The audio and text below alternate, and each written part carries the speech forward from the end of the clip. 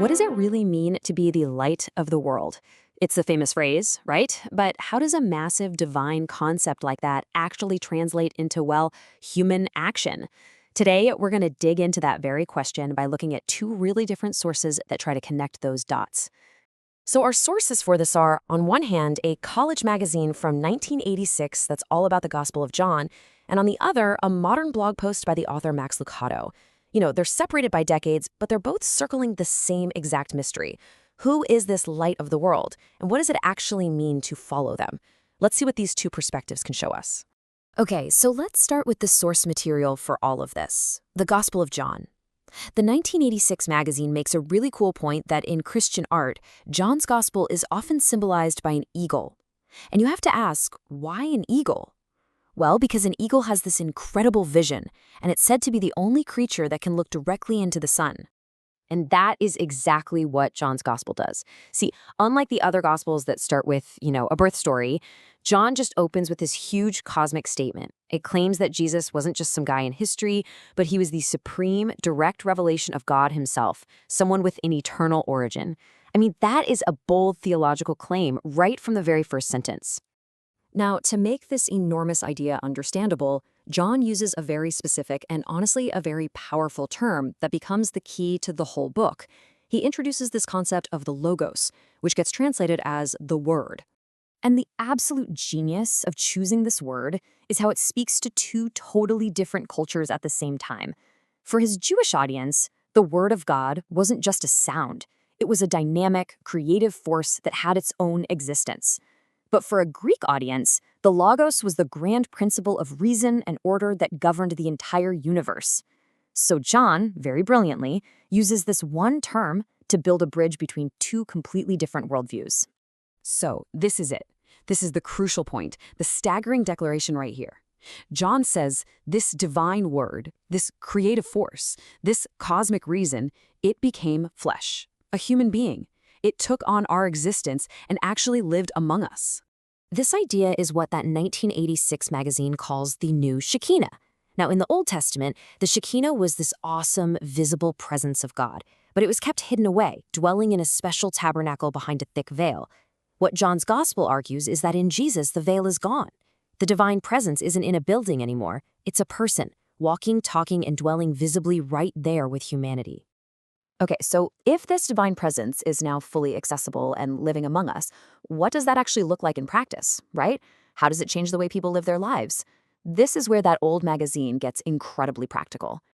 You can tell the authors back in '86 were really worried. They presented this data showing that mission giving, the money that funds practical hands-on work, had absolutely plummeted over 30 years. And for them, this wasn't just about money. It was a huge warning sign that faith was shifting from being an active verb to a passive noun, an idea you just hold, rather than an action you live out. But right after showing that worrying chart, they immediately hit you with stories like this one from a pediatric nurse named Linda Hernandez. Don't just treat the symptoms, treat the child. A simple hug as medication. This, the magazine is arguing, is the new Shekinah in action. It's not some grand abstract theory, it's tangible relational care for another human being. It's divinity made visible in pure compassion. And this idea is everywhere in the magazine. I mean, the job ads they were running aren't just for pastors or theologians. No, they're looking for nurses, for hospital maintenance staff, market planners, doctors. The message is just so clear and powerful. Living this stuff out isn't confined to a church building. It's a career in caring, no matter what your profession is. It's about turning your everyday work into a form of service. All right, now let's pivot to our second source, that blog post by Max Lucado, which gives us what might be the most powerful example of this whole divine concept turned human action idea. Lucado paints this scene so vividly. It's the Last Supper. The disciples' feet are filthy from walking on dusty roads. The tools to fix the problem are sitting right there on the floor. A basin, a pitcher, a towel. But nobody moves. That job is way beneath them. And then Jesus, their leader, he stands up, takes off his outer robe, and wraps a servant's towel around his waist. And we have to get the cultural weight of this moment. As Lucado points out, washing feet wasn't just a servant's job. It was the job of the lowest, most menial servant in the whole household. It was a deeply humbling, you could even say degrading task. Lucado just captures the shocking contrast perfectly when he writes this. Hands that shape stars, now wash away filth. Fingers that formed mountains, now massage toes. I mean, this is the divine Logos, the word that was with God and was God, kneeling on a dirty floor. And then comes the most astounding detail of all. He washes everyone's feet. Lucado makes a point to say he couldn't find a single version of the story that says Jesus washed all the disciples' feet, except for Judas. He serves the very man that he knows is about to betray him to his death. So why? Why would he do that? Well, according to Lucado's take, it was about showing them the full extent of his love. It was this radical act of preemptive forgiveness. He was washing away their shame before they even felt it, offering mercy before they even knew they needed to ask for it. And this brings us completely full circle right back to that 1986 magazine, which uses all this deep theology and these powerful stories to ask a very uncomfortable question to its readers. The author of an opinion piece in the magazine just asks it directly.